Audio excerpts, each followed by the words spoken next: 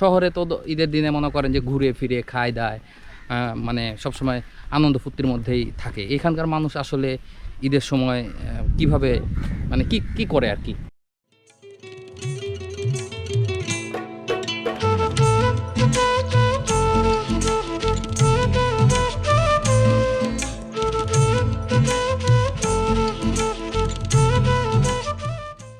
মরুময় গ্রাম চরখানপুর থেকে ঈদের শুভেচ্ছা জানাচ্ছি আমি এই শুভ। এর আগের অনেক ভিডিওতে এই চরখানপুরের প্রাকৃতিক সৌন্দর্য নিয়ে আমি কথা বলেছি এবং আপনাদের দেখিয়েছি এই চরের প্রাকৃতিক সৌন্দর্য। আর আজকে আমরা দেখতে এসেছি এই চরের মানুষদের ঈদ উদযাপন।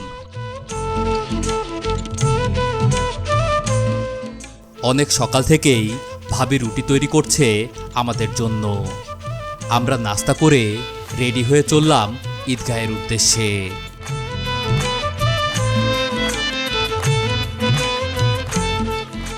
ঈদগাহকে কেন্দ্র করেই জমা হয়েছে এই গ্রামের সকল শিশু। তাদের আনন্দ উল্লাসে ঈদগাহ ময়দান মুখরিত হয়ে আছে।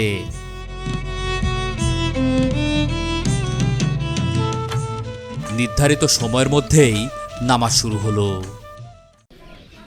আল্লাহু আকবার,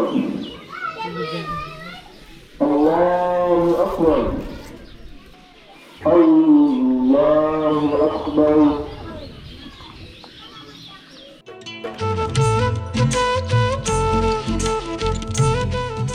নামাজ শেষে কথা হলো এই এলাকার জনপ্রতিনিধির সাথে।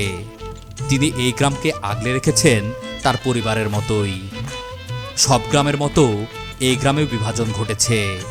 বহু বছর থেকে এই 1 কিলোমিটার গ্রামে 4টি ঈদের জামাত হতো, কিন্তু এবারে তিনি ব্যতিক্রম করার চেষ্টা করেছেন। তার উদ্যোগ ও গ্রামবাসীর সহযোগিতায় এইবার গ্রামের সবাই মিলে একই ঈদগাহেই নামাজ আদায় করেছেন। এই গ্রামের মানুষ আবার প্রমাণ করেছেন ইচ্ছা থাকলে সকল বাধা পার করে একসাথে বাঁচা যায়।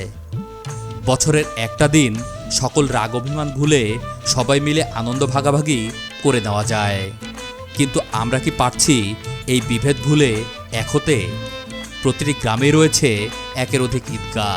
আমরা কি পারি না গ্রামের সবাই এক জামাতে নামাজ আদায় করতে? বছরের একটি দিন বুকে বুক মিলিয়ে সকল অভিমান ভুলে যেতে।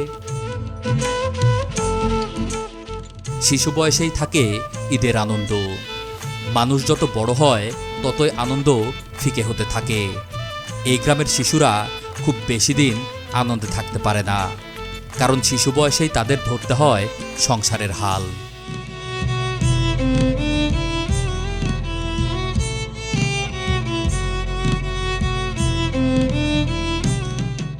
দরিদ্র সীমার নিচে বসবাস করা এই গ্রামের সকল শিশু আজ ভালো কাপড় পরে সেজেগুজে বের হয়েছে।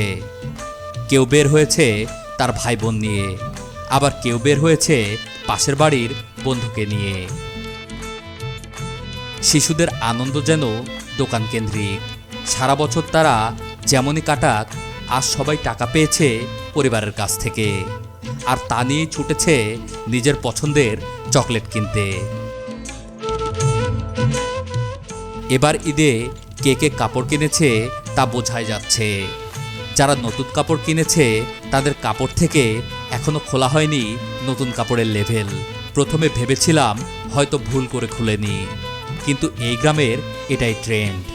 ছোট থেকে বড় যারাই নতুন কাপড় কিনেছে তারা কেউই কাপড়ের লেভেল খুলেননি। হয়তো এই ব্যাপারটা অনেকের কাছে হাস্যকর লাগবে, কিন্তু এই গ্রামে এটাই স্বাভাবিক বিষয়।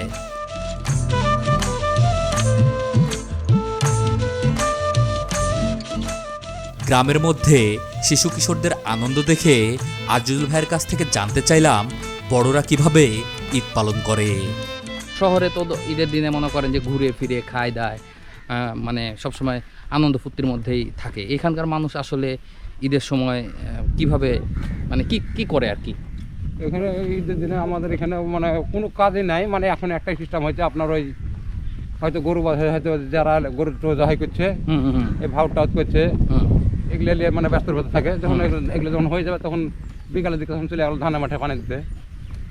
আচ্ছা, তার মানে কাজ আছেই, কাজ আছে। আজকে শুধু ঈদের দিন বলে এই প্রথম বেলা কেউ কাজে যায়নি এই বেলা হ্যাঁ এই বেলা কেউ কাজে যায়নি এই বেলা কোনো কাজ হবে না, ওই বেলা থেকে শুরু হয়ে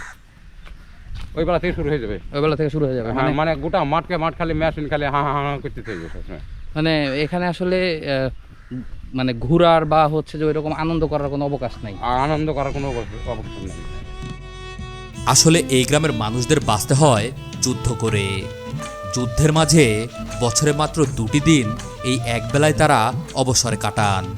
আর এটাই হচ্ছে খানপুরের মানুষদের ঈদ আনন্দ।